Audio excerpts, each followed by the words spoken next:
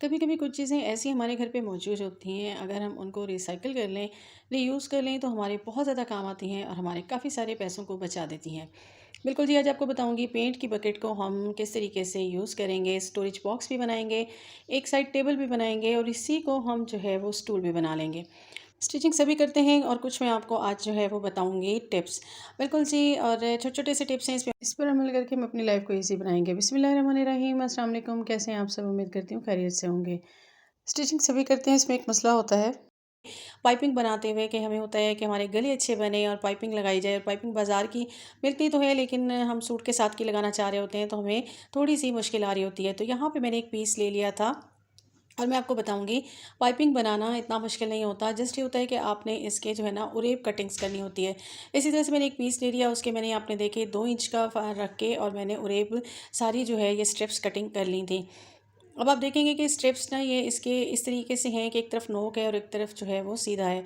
अब मैंने क्या करना है, एक नोक को दूसरे के ऑपोज़िट रखना है, बिल्कुल मैंने सीधा नहीं रखना, दोनों को ऑपोज़िट रख के मैंने उल्टे रख के इनको आपस में स्टिच कर लेना है। सारे पीसेस को मैं इसी तरह से कर लूँगी क्योंकि मैंने जो नोकें थी उनकी तरफ से इनको मैं स्टिच कर लूँगी।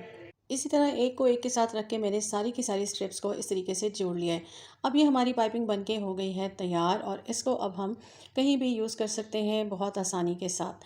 ठीक है जी, एक तो तरीका है ये। नेक्स्ट स्टेप मैं आपके साथ शेयर करूँगी कि हमने ना अक्सर जो है वो डोरी बनानी होती है, तो इसी पाइपिंग को हम यूज़ करेंगे और यूज़ करते हुए हम इस तरह से दोनों साइड से लेके पहले इसको ऊपर की जो नोक बनी हुई थी इसे मैंने कट कर दिया, उसके बाद दोनों साइडें जो इसके कॉर्नर है ना साइड्स के, तो इनको हम सेंटर में ले आएँगे और इसको आपस में जोड़ते हुए इस तरीके से मैं इसको स्टिच कर लूँगी।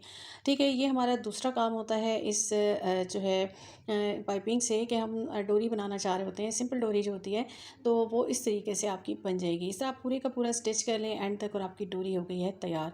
ये बिल्कुल एक सीधा-सा तरीका है कि सिंपल तरीके से आपने डोरी किस तरह से बनानी है। ये मेरे पास रेडी हो गई। अब आते हैं नेक्स्ट टिप की तरफ। तो अक्सर ये होता है कि हमने ना इसी पाइपिंग से लूप्स बनाने होते हैं कि हम कोई डिज़ाइनिंग कर रहे होते हैं, तो उसके लिए हमें एक बारीक डोरी बनानी पड़ती है। तो इसका बहुत सिंपल तरीका है, आप इसको उल्टा यूँ आपस में डबल कर लें, उसके बाद ऊपर से एक सिलाई लगा के ऊपर का हिस्सा बंद कर दें और उसके बाद आपने इसको सीधा ला के बिल्कुल एंड तक सीधी सिलाई करते हुए आपने इसको जितना भी चौड़ी रखनी हो, आपने अपनी इस डोरी को या फिर बारीक रखना हो, उस हिसाब से आपने स्टिचिंग कर लेनी है। ठीक है, यहाँ पे मैं थोड़ी सी मोटी बना रही हूँ, लेकिन अगर आपने बारीक बनानी है तो फिर आपने तकरीबन इसको 1 इंच का जो है वो फासला देके बिल्कुल थोड़ा सा ऐसा छोड़ेंगे और बाकी सारा स्टिच कर देंगे। अब ये मेरे पास आ गई है इस तरीके से, और ये मैंने उल्टा किया हुआ है और ये मेरे पास यहाँ पे आ गई है। अब मैंने क्या करना है, मैंने लेना है एक सुई में धागा और ऊपर का वो पार्ट जो हमने एक साइड से तो ओपन रहने दिया, दूसरी साइड से हमने यहाँ पे स्टिच कर दिया था। तो इसको मैं क्या करूँगी, स्टिच पार्ट पे मैं जो है वो सुई धागे से इस तरह से सी लूँगी और सीने के बाद मैं इसको इसके अंदर से डालते हुए ना, मैं इसको अब इस तरीके से इधर उधर घुमाते हुए डालूँगी कि ये स्टिच ना हो जाए सेंटर में कहीं। और स्टिच तो हमने ऊपर से कर लिया और अब इसको हम दूसरी जो हमने ओपन पार्ट रखा था वहाँ से हम इसको बाहर की तरफ निकाल देंगे। बहुत सादा तरीका है, ये बिल्कुल टेलर का तरीका है और वो इसी तरीके से इन पाइपिंग्स को बनाते हैं, क्योंकि हमें यही होता है कि हम अगर डोरी बना रहे हैं तो लूप्स के लिए, तो इसको हम निकालेंगे कैसे। ये देखिए, यहाँ से अब दूसरी साइड से मैंने निकाल लिया धागे को।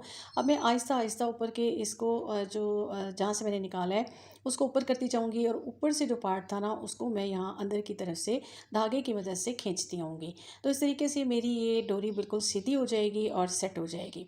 तो इस तरीके से आप बहुत आसानी के साथ अपनी डोरी को कर सकते हैं। जब ये बिल्कुल एंड में आ जाएगी तो मैं इसको खींच लूँगी, धागे को तोड़ लूँगी और सुई को साइड पे कर दूँगी। अब ये मेरी डोरी बन के हो गई है तैयार।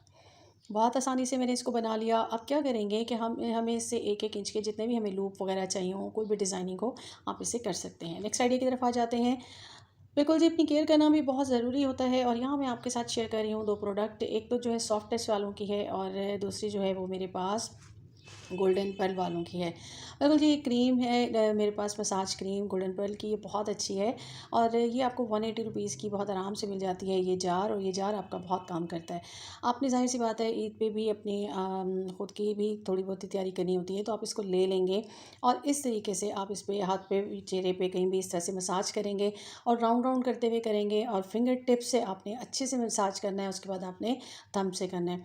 फिर इसके बाद आपने इसको जो है पानी लगाते हुए हुए करना है और फिर उसके बाद इसको आपने यहीं पे ख़त्म कर देना है, वॉश नहीं करना। फिर सेकंड आपने क्या करना है कि जो हमारे पास स्क्रब है सॉफ्ट टच का है, ये बहुत अच्छा है, तो इसको आप ले लेंगे और इससे भी आप स्क्रबिंग करेंगे और उसके बाद से वॉश कर लेंगे। आप देखेंगे कि जितनी भी डस्ट होती है, मैल होती है और आपकी स्किन डेड हो रही होती है, बिल्कुल नीट एंड क्लीन हो जाती है। और इसके बाद आप घर के बने हुए मास्क यूज़ करें। मास्क मैं आपको बिल्कुल रिकमेंड नहीं करूँगी कि आप बाज़ार से लें, ये 2 चीज़ें आपसे बाज़ार से परचेज़ कर लें।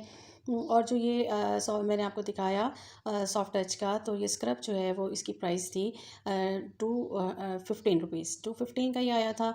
तो इस तरीके से आप अपने काम जो है घर पे भी कर सकते हैं। नेक्स्ट आइडिया की तरफ आ जाते हैं। यहाँ मैं आपके साथ शेयर कर रही हूँ, बिल्कुल मैंने एक जो है वो अनबॉक्सिंग कर रही हूँ किस चीज़ की, बिल्कुल ये है जी वैक्स, हॉट वैक्स है, ये बीन्स हॉट वैक्स है और ये बहुत ज़बरदस्त होती है। ख़ास तौर पे जो हमारी टीन एजर्स बच्चियाँ होती हैं ना, तो उनके हेयर ज़ाहिर सी बात है पोलिप्स वगैरह के होते हैं, तो उनको रिमूव करने के लिए बहुत बेस्ट है। इससे जो है उनकी ग्रोथ बहुत कम हो जाती है।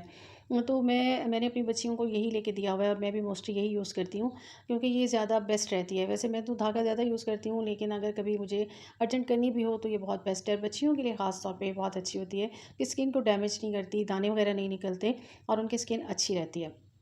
तो ये 500 ग्राम का है और ये आप परचेज़ कर सकते हैं। दराज से मैंने परचेज़ किया था। नेक्स्ट आइडिया की तरफ आ जाते हैं। हमारे पास पड़ी होती हैं इस तरह की प्लास्टिक की पेंट की बाल्टियाँ, पेंट हम करवाते हैं, बाल्टियाँ खाली पड़ी होती हैं, बेकार पड़ी होती हैं। तो हमारे घर में काफ़ी सारी ऐसी चीज़ें होती हैं जिनको रखने के लिए हमारे पास कोई स्पेस नहीं होती। तो यहाँ हम इसको बनाएंगे एक खूबसूरत सी ऐसी चीज़ जो हमारे बहुत सारे काम करेगी। पहले तो मैंने इसके जो हैंडल है ना, उसको मुझे बड़े ही ज़ोर ज़बरदस्ती रिमूव करना पड़ा था, क्योंकि इसका अंदर से कोई ऐसी जगह नहीं थी, बस बाहर से ये फ़िक्स था। तो उसके बाद ये आप इसकी कंडीशन देख रहे होंगे, ये बिल्कुल बेकार पड़ी हुई थी। तो मैंने सोचा कि चलें इनको भी यूज़ कर लेते हैं। यहाँ जी मैं लेकर आई हुई थी ये फ़ोम, और ये आपको बाज़ार से बहुत आसानी से मिल जाती है और ये मैंने इतनी सारी लेकर आई थी। इससे मैंने 2 तकिए भी बनाए और सारी की सारी मुझे मिली थी 220 रुपीज़ की। ये तोल के मिलती है। ये वो है जिससे गद्दे भी बनाए जाते हैं और इनकी आप चौड़ाई देख सकते हैं कितनी मोटाई है इसकी। तो ये मैंने ले लिया और इसकी साइज़िंग करके मैं इसको कटिंग कर लूँगी कि ये पूरी की पूरी इसके हिसाब से। और ये कटिंग करके मेरे पास ये पीस आ गया था। मैंने जब इसको फ़ोल्ड किया तो ये इस तरीके से मेरे पास आ गया। ये देखिए ये बिल्कुल फ़िक्स हो गया इसके ऊपर। तो ये मैंने ले लिया और यहाँ पे मैंने अपनी ग्लू गन को गर्म कर लिया है और इसके ज़रिए मैं इसको अच्छे से यहाँ पे फ़िक्स कर लूँगी। बाज़ वक़्त ऐसा ही होता है कि आपके घर में ही इतनी चीज़ें मौजूद होती हैं और अगर आप थोड़ा-सा हिसाब किताब लगा के अपनी चीज़ों को इस्तेमाल करें तो बहुत आसानी से आपके बहुत सारे काम हो जाते हैं। तो यहाँ पे मैं ये लेकर आई हुई थी और मैंने सोचा कि चलें मैं इसको बना लेती हूँ। तो ग्लू लगाते हुए मैंने इसको फुल का फुल स्टिक कर लिया है और जो एक्स्ट्रा थी ना इधर-उधर से, उसको भी मैंने इसके ऊपर खींच-खींच के बिल्कुल स्टिक कर लिया ताकि ये मेरी कहीं से भी ना हिले। अब मेरे पास एक ये वेलवेट का पीस पड़ा हुआ था काफ़ी पुराना और मैंने इसको ले लिया। इसकी भी मैंने देख लिया कि फुल साइज़िंग कर ली और साइज़िंग करने के बाद मैंने इसकी कटिंग कर ली। अच्छा, सेंटर से ये थोड़ा-सा मुझे लग रहा था कि कम पड़ जाएगा, तो वहाँ पे मैंने एक और पीस भी कट कर लिया था कि मैं उसको लगा दूँगी। अब मैं इसको इस तरीके से लगाऊँगी कि थोड़ा-सा हिस्सा मेरा नीचे की तरफ जाएगा, थोड़ा-सा ऊपर अंदर की तरफ मोड़ दूँगी और इसको मैंने इस तरीके से ग्लू की मदद से ये सारे का सारा चिपका लिया और जो नीचे का पार्ट था उसको भी मैंने खींचते हुए अच्छे से इसको फिक्स कर लिया ताकि ये टाइटली जो है फिक्स हो जाए। अब जो इसका अंदर ये थोड़ा-सा पार्ट ऊपर वाला है, इसको मैं अंदर खींच-खींच के मैंने अच्छे से फिक्स कर लिया। अब ये मेरी बिल्कुल रेडी हो चुकी है और थोड़ा-सा मैंने सोचा कि डेकोरेट कर लिया जाए, तो मेरे पास यहाँ पे शीशे पड़े हुए थे। तो मैंने यहाँ पे शीशों को ले लिया और इसको भी मैं ग्लू की मदद से पहले तो मैंने ये जो आपको बताया कि पीस मैंने सेंटर में लगाया था, जोड़ लगाया था, क्योंकि यहाँ से कम पड़ रहा था, तो उसके ऊपर मैंने दोनों साइड से लगा दिए इस तरीके से और उसके बाद मैं इसमें कहीं-कहीं करते हुए स्टिक कर दूँगी। और यहाँ पे इसका मैंने ढक्कन ले लिया और जो पीस मेरे पास बच गया था और इसको भी मैंने कट कर लिया और इसके ऊपर लगा दिया। इस तरीके से इसके ऊपर भी मैंने पहले थोड़ी-सी जो है वो कॉटन लगा दी थी और कॉटन लगाने के बाद मैंने इसको इस तरीके से स्टिक कर दिया।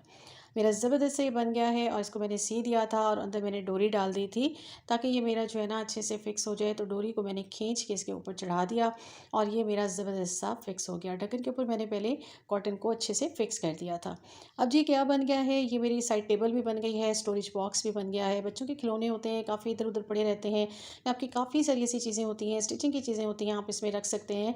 और मैंने ये अपनी दोनों बेडों के दरमियान रख दी थी ताकि मेरी साइड टेबल का भी ये काम करेगा और ये बहुत खूबसूरत भी लग रहा था और मेरी जो ये नीचे कारपेट बिछी हुई थी उससे बिल्कुल ये मैच भी कर रहा था। बिल्कुल जी, ये बन गया है हमारी बेटी का सिटिंग स्टूल और ये यहाँ पे बड़े मज़े से एंजॉय कर रही थी।